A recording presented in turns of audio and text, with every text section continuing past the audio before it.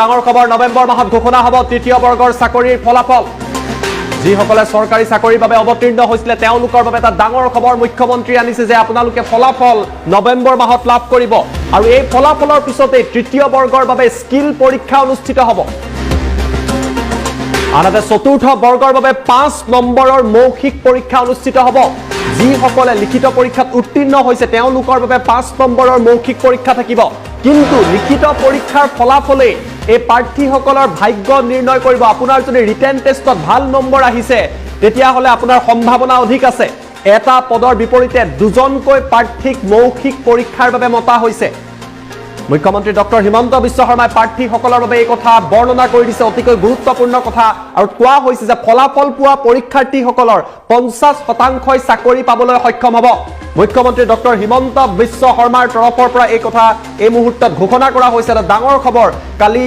মুখ্যমন্ত্ৰীয়ে কৈছিল আৰু আজি চতুৰ্থ বৰ্গৰ লিখিত পৰীক্ষাৰ ফলাফল ঘোষণা হৈছিল বহুতৰ প্ৰশ্ন আছিল যে তৃতীয় বৰ্গৰ চাকৰিৰ ফলাফল কেতিয়া আহিব তাৰ উত্তৰ মুখ্যমন্ত্ৰীয়ে দিছে যে নৱেম্বৰ মাহত ঘোষণা হ'ব তৃতীয় বৰ্গৰ চাকৰিৰ ফলাফল এই ফলাফলৰ পিছতে ৰিটেন টেষ্টৰ ফলাফলৰ পিছতে তৃতীয় বৰ্গৰ স্কিল পৰীক্ষা অনুষ্ঠিত হ'ব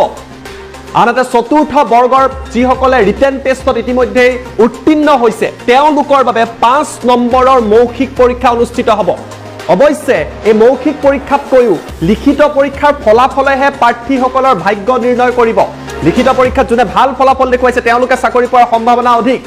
এটা পদৰ বিপৰীতে দুজনকৈ প্ৰাৰ্থী উত্তীৰ্ণ হৈছে অৰ্থাৎ দুজন প্ৰাৰ্থীক মৌখিক পৰীক্ষাৰ বাবে মতা হ'ব অৰ্থাৎ যিসকলে উত্তীৰ্ণ হৈছে তেওঁলোকৰ 50% চৰকাৰী চাকৰি পাবলৈ সক্ষম হ'ব আৰু মুখ্যমন্ত্ৰী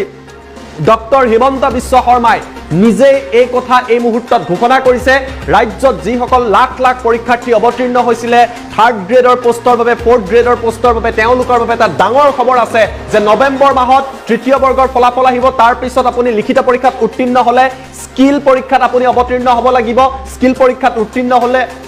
এই কথা মুখ্যমন্ত্ৰীয়ে উল্লেখ কৰিছে আনহাতে চতুৰ্থ বৰ্গৰ বাবে 5 নম্বৰৰ মৌখিক পৰীক্ষা ডিসেম্বৰ মাহত অনুষ্ঠিত হ'ব আমাৰ লগত মুখ্যমন্ত্ৰী মন্তব্য আহি পৰিছে এই মন্তব্য আমি আপোনালোকক পৰীক্ষা আছিল তাৰ ফলাফল দিয়া হ'ব তাৰ পিছতে তৃতীয় বৰ্গৰ স্কিল পৰীক্ষা বুলি কয় আৰু চতুৰ্থ বৰ্গৰ মৌখিক পৰীক্ষা সেয়া অনুষ্ঠিত হ'ব চতুৰ্থ বৰ্গত মাত্ৰ 5 নম্বৰ মৌখিক পৰীক্ষাৰ কাৰণে থাকিব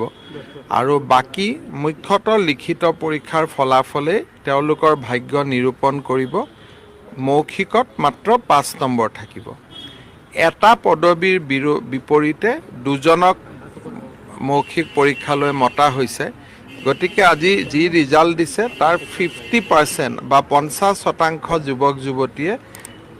শেষত গৈ চাকৰি পাবলৈ সক্ষম হ'ব মৌখিক পৰীক্ষা ডিসেম্বৰ মাহত